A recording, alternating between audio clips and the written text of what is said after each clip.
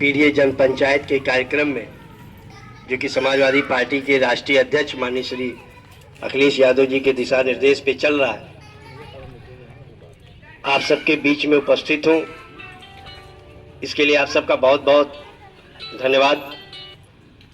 आपने मौका दिया हमारी बातों को सुनने का, जानने के लिए। और इस कार्यक्रम में हमारे पूर्व प्रदेश सचिव सुश्री पूनम मौर्य जी, श्री राजेश यादव राजन जी, श्री जगदीश प्रसाद मौर्य जी, श्री वीरेंद्र प्रताप यादव जी, श्री रमेश बिन जी, श्री सलमान भाई जी और तमाम हमारे जो नौजवान साथी, बड़े बुजुर्ग माताएं बहनें, इफ्तिकार अहमद जी, आप सभी का मैं हार्दिक वंदन करता हूं। सबसे पहले तो ये समझने की जरूरत है कि आखिर में ये पीडीए है क्या। तो तमाम आप लोगों ने सुना होगा, जो बहुजन समाज, कमेरा समाज, 85% की आबादी, वही पीडीए है। और इस हमारे राष्ट्रीय अध्यक्ष माननीय श्री अखिलेश यादव जी ने तो, जो कि सदैव माताओं बहनों और जो हमारी बेटियां हैं उनका ख्याल रखते हैं, उन्होंने ये कहा है कि इस ए में आधी आबादी भी है। पीडीए मतलब ऐसा नहीं है कि केवल कुछ समाज के लोगों की बात है। इसमें तो जो स्वर्ण समाज के लोग हैं, जो इस सरकार के नीतियों से, उनके आचरण से दुखी है, तो पीड़ित और दुखी अगला वो भी पीडीए ही है। अब जरूरत यह पड़ती है कि आखिर में पीडीए बनाने की जरूरत क्यों पड़ी। तो पीडीए आप देख रहे हैं कि ये जो भारतीय जनता पार्टी की सरकार है, जो मोदी की सरकार है, जो योगी की सरकार है, वो कहीं ना कहीं जो पीडीए समाज के लोग हैं उनका शोषण करने का काम कर रही है, उनके अधिकारों को छीनने का काम कर रही है, उनकी जो मूलभूत आवश्यकताएं हैं वो उनको देने का काम नहीं कर रही है। ये हमारे नौजवान साथी यहाँ पे बैठे हुए हैं, इनके आंखों में सबसे बड़ा सपना तो रोजगार का होगा। लेकिन आप लोगों ने देखा कि कैसे अब आपका जो पड़ोसी राज्य है बिहार, वहां पे जब नीतीश कुमार जी की जो एनडीए गठबंधन वाली सरकार थी और उसमें मुख्यमंत्री, उप मुख्यमंत्री तेजस्वी यादव जी थे, तो उन्होंने ललकार के कहा कि हम नौजवानों को रोजगार देंगे। और रोजगार दिया, जिसमें केवल बिहार के ही नहीं, उत्तर प्रदेश के भी तमाम लोगों को अध्यापक की नौकरी मिली। और अपने जनपद जौनपुर के भी तमाम नौजवान युवकों को, युवतियों को रोजगार मिला है और आज के समय में वो बिहार में अध्यापन का काम कर रहे हैं। तो खतरा किसको था? खतरा मोदी सरकार को था, भाजपा की सरकार है उसको खतरा था। जब उन्होंने देखा कि देश के नौजवानों का सपना पूरा हो रहा है, तो उनके डर सताने लगा।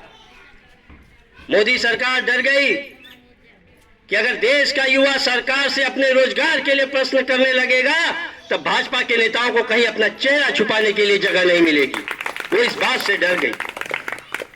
ये हमारे नौजवानों को धर्म के नाम पे, जात के नाम पे बहकाने का काम करेंगे। लेकिन जब कभी भी हमारे नौजवानों को रोजगार की आवश्यकता पड़ेगी, शिक्षा की जरूरत पड़ेगी, स्वास्थ्य की जरूरत पड़ेगी, तो ये भाजपा के नेता अपने कदम पीछे हटा लेंगे। उन्हें हमारे और आपके हित का ध्यान नहीं रहता है। अभी बहन पूनम मौर्य जी बता रही थी, स्वर्गीय फूलन देवी जी जो वीरांगना थी,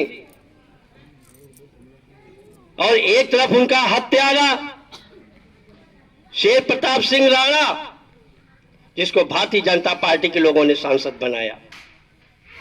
अब फूलन देवी जी को समाजवादी पार्टी के लोगों ने सांसद बनाया। तो ये जान जाना कि 24 में ये लड़ाई, ये दो विचारधाराओं वाली है। आप किसके साथ हो जाना चाहते हो, ये तय आपको करना है। अगर आप समाजवादी पार्टी के साथ जाते हो तो आप उनका साथ दोगे जो लोग स्वर्गीय फूलन देवी जी को सांसद बनाते हैं।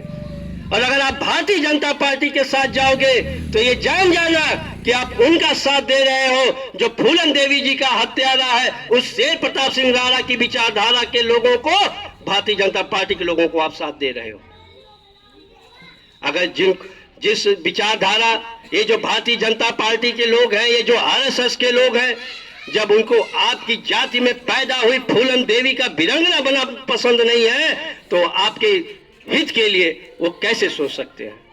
ये सोचने का विषय है। आज जो बाबा साहब ने संविधान बनाया, वहां हमें और आपको सबको बराबरी का दर्जा दिया। वो चाहे पंडित जी हो, वो चाहे ठाकुर जी हो, वो चाहे यादव जी हो, वो चाहे निषाद जी हो, वो चाहे चमार जी हो, वो चाहे पासी जी हो, वो चाहे सोनकर जी हो, सबको एक बराबर तराजू में तौलने का काम बाबा साहब के संविधान ने किया। वो चाहे पुरुष हो और चाहे औरत हो, ये बात को ध्यान रखिएगा। पुरुष और औरतों को भी, अगर जो हमारी माताएं बहनें, मैं विशेष रूप से आपको बताना चाहता हूं कि अगर आपको भी पुरुषों के बराबर का अगर हक दर्जा दिया है तो बाबा साहब के संविधान ने दिया है। ये मनुवाद में आपको दर्जा नहीं था। ये जो आज हमारी माताएं बैठी हुई हैं, ये बुजुर्गों के पास कुर्सी लगा के बैठी हैं, अगर ये मनुवाद चलता रहता, अगर आजादी के पहले वाला भारत होता तो आप यहाँ पे नहीं बैठ पाती। ये दर्जा है आपको बाबा साहब के संविधान ने दिया है। वो चाहे बुजुर्ग हो और चाहे नौजवान साथी हो, उम्र के बराबर भी कोई भेदभाव नहीं होगा, ये हमारा संविधान तय करता है। और आज हम लोग जिस समाजवादी भारत का सपना देख रहे हैं, उसको तो दिखाया ही हमको बाबा साहब ने है। इसीलिए बाबा साहब ने जब देश का संविधान बनाया, देश के संविधान की प्रस्तावना में, यानी संविधान के पहले पन्ने पे समाजवादी भारत का उल्लेख किया है और कहा है कि हम भारत के लोग समाजवादी भारत की स्थापना के लिए किस संकल्पित है। वो कौन सा समाजवादी भारत है? वो वही समाजवादी भारत है जहां पे कोई भी हिंदू और मुसलमान के नाम पे कोई बैर नहीं फैलाया जाएगा। हिंदू, मुस्लिम, सिख, ईसाई आपस में सब लोग एक साथ रहेंगे। ऐसा समाजवादी भारत का सपना बाबा साहब ने देखा, चौधरी चरण सिंह जी ने देखा, साथ ही साथ जयप्रकाश लोहिया जी ने देखा, राजनारायण जी ने देखा, मान्यवर काशीराम साहब ने देखा। ऐसा ही समाजवादी भारत का सपना हमारे महान नेताओं ने देखा था। स्वर्गीय वीरांगना फूलन देवी जी ने भी वही समाजवादी भारत का सपना देखा। तो आज आवश्यकता है कि हम सबको जानने की, समझने की। 2022 में उत्तर प्रदेश के जब विधानसभा चुनाव हो रहे थे तो समाजवादी पार्टी की सरकार नहीं बन पाई क्योंकि हम मात्र 5 लाख वोटों से चूक गए। अगर हम 22 में चूके हैं तो 24 में न चूक पाए। अगर हम सभी लोग एक साथ एकजुट होकर संघर्ष करेंगे तो निश्चित तौर पे 24 में जो केंद्र की सरकार बनेगी